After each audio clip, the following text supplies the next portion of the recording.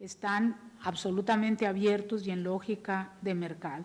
Inclusive crecientemente se señala que ni siquiera en términos económicos es el gran beneficio para el país, porque las compañías están pagando impuestos irrisorios y los pagan, es decir, no hay ganancia ni siquiera si lo vemos solo como negocio, y sí hay una devastación ambiental porque prácticamente la cuarta parte del territorio nacional está ahorita bajo concesiones mineras.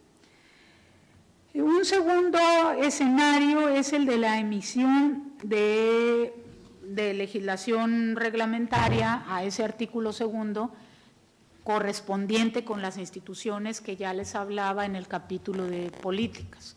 O sea, se hizo la ley que creó la CDI, la ley que creó el INALI, por ejemplo, la coordinación intercultural bilingüe no tiene ley, simplemente en el reglamento de la SEP se creó. ¿Qué pasa, por otro lado, en términos de los derechos colectivos?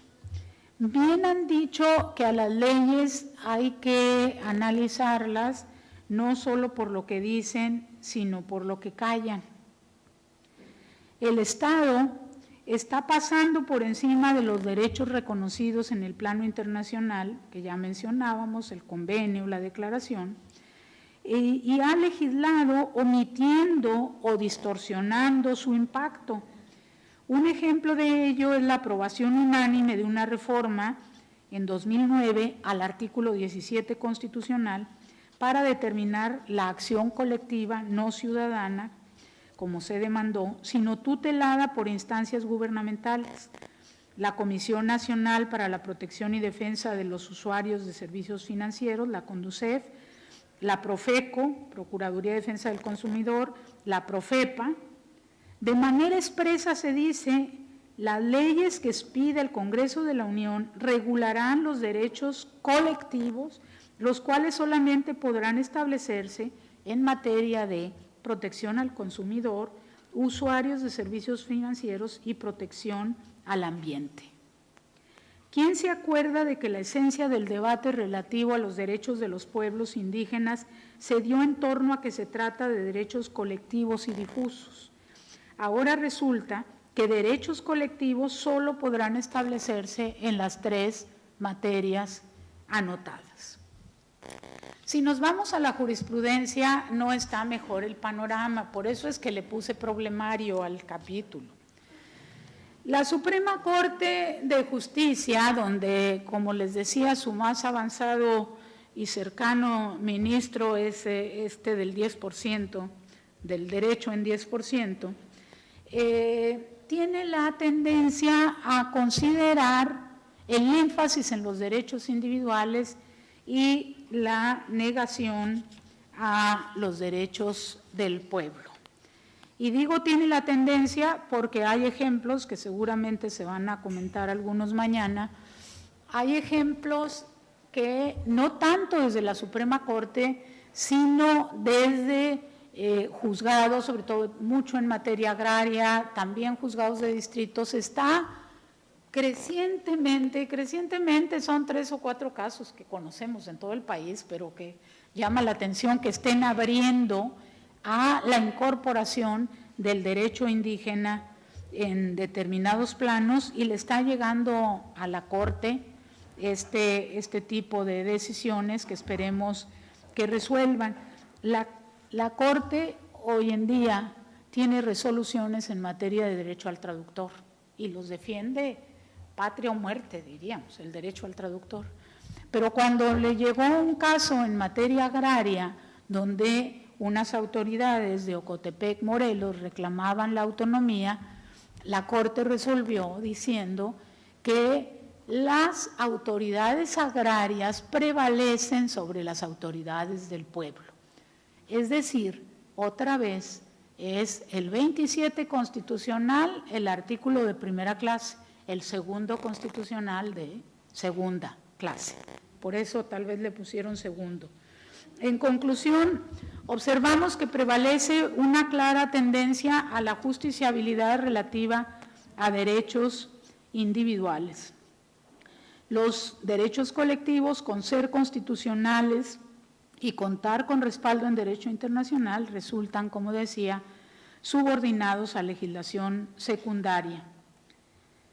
Para concluir, voy a anotar una serie de escenarios.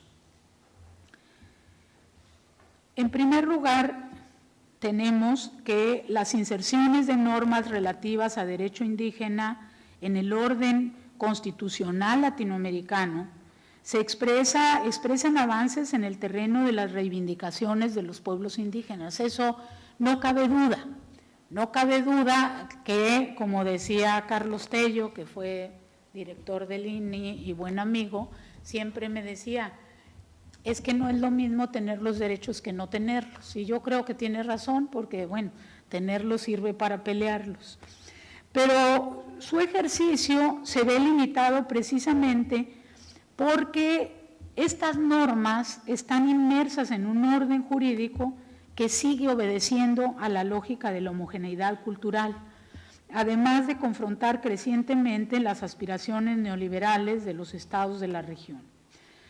Hoy tenemos el desafío de mostrar el proceso de justiciabilidad de las normativas indígenas de cara a la que los estados de la región impulsan para favorecer, por ejemplo, el extractivismo. Si vemos a la región, inclusive en Bolivia, que se da todo un proceso, que se construye una propuesta de Estado plurinacional, pues se tienen serios conflictos por la construcción de megaproyectos en detrimento de esos derechos del Estado plurinacional a pueblos indígenas. ¿Por qué? Pues por el proyecto económico, por las necesidades de inversión. Entonces, a ratos lo que tendríamos que repensar, y repensar muy seriamente, es la economía. Considero, por otra parte, que en 2001 cerramos en nuestro país una etapa muy fuerte en torno a la movilización política, reivindicación y debate respecto a los conceptos del derecho indígena, y que los saldos que tenemos con todos los candados que en el camino se fueron colocando le dan o no sentido a la justiciabilidad del derecho indígena, lo cual en última instancia perfila la concreción en la práctica del gran candado que expresa la razón de Estado que se definió para los pueblos indígenas al decidir la mutilación y distorsión del alcance de la reforma en materia indígena pactada en los acuerdos de San Andrés Larraízar, que presuponía una reforma del Estado. La única reforma del Estado que el Estado mexicano es capaz de hacer es en materia electoral. Ante el próximo 5º aniversario de la Declaración de la ONU sobre Derechos de los Pueblos, nuestro país aún no da muestras serias de pretender aplicarla. Serias, digo, ¿sí? Porque el Estado mexicano llega a Naciones Unidas y dice que ya tradujo a no sé cuántas lenguas indígenas la declaración, por ejemplo. Por otra parte, la reconstrucción que hemos presentado nos muestra cómo la clase política en nuestro país definió en 2001 los márgenes que está dispuesta a aceptar en relación a pueblos indígenas. El eje de todas las limitantes a la propuesta indígena perfila la razón de Estado, un cierre de filas ante la amenaza que entraña el movimiento indígena. Y esa toma de posición no parece encontrar en el futuro inmediato espacio